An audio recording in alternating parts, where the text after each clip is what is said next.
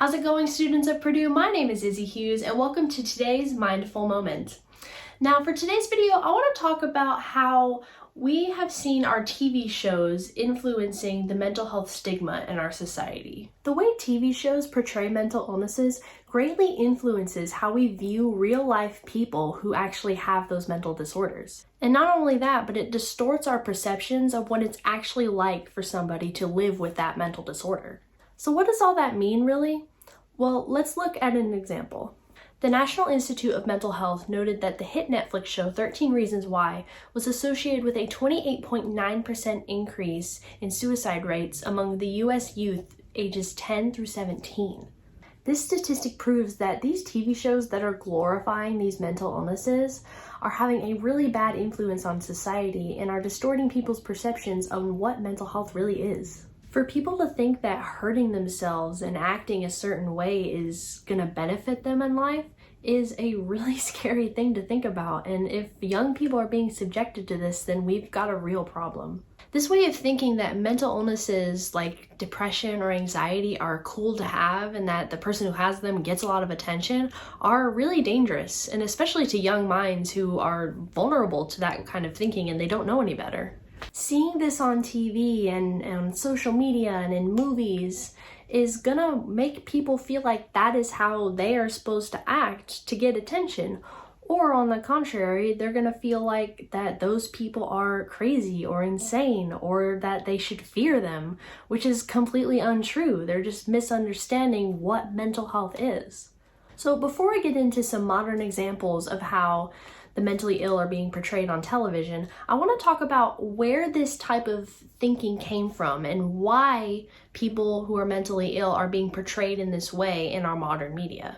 An article from the Irish Journal of Psychological Medicine noted that since ancient Greek times, psychiatric literature and theater plays have been used to exemplify abnormality. Therefore, they wanted to associate mental illnesses with violence and danger because that's how they thought those people were. And of course, this way of thinking carried over into their audience. I mean, during these ancient times, there was even such a thing called trephining. Trephining is when doctors would take a drill and drill a hole into the human skull so that it would release the demons inside the mind. They believed these demons to be causing the mental disorder in their patients. Of course, this doesn't happen now, but with this way of thinking being how it's been for hundreds of years, it's easy to see why this negative stigma about mental health is so hard to get uningrained from society. So now that we kind of know where this way of thinking came from, let's look into those more modern examples of mental health portrayal on TV.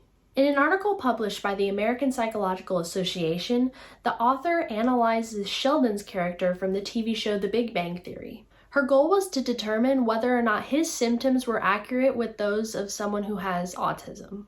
To do this, she analyzed lines from the show that expressed Sheldon's difficulties in functioning in social situations, his emotional issues, and as well as his incredible intelligence. And after all of this very in-depth analysis, the author did conclude that Sheldon's symptoms and behavior correlated with literature definitions of autism symptoms. But even after presenting that information to the public, some people still felt like Sheldon's character was being overly exaggerated, but others still thought that they could kind of relate to his character. So this brings up the question of how do people really feel about characters on TV shows with mental illnesses? In an article from the journal titled Stigma and Health, the authors surveyed 44 individuals who had either an OCD disorder or an anxiety disorder and asked their opinions after viewing the TV show Monk. Now, in the show, the main character, Adrian Monk, is a homicide detective who has OCD. So after viewing the show and recording their answers, the authors found that the results of the survey were quite similar to the previous article's findings.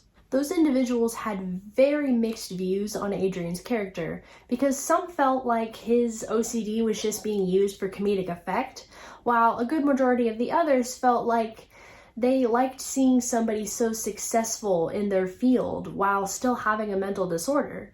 And to be honest, this made them feel really empowered.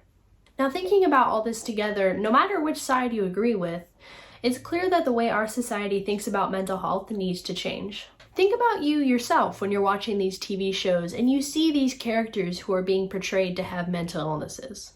Do you laugh? Do you feel jealous of the attention that they get? Do you relate, or are you afraid of them?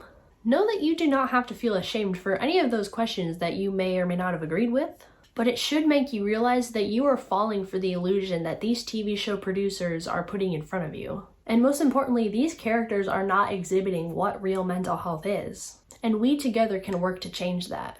Now, I should point out that there are certain modern TV shows that are working really hard to end this negative stigma and are portraying mental illnesses in their characters very well. A prime example is the NBC series This Is Us, where one of the main characters, Randall, suffers from anxiety and has a panic attack in the episode.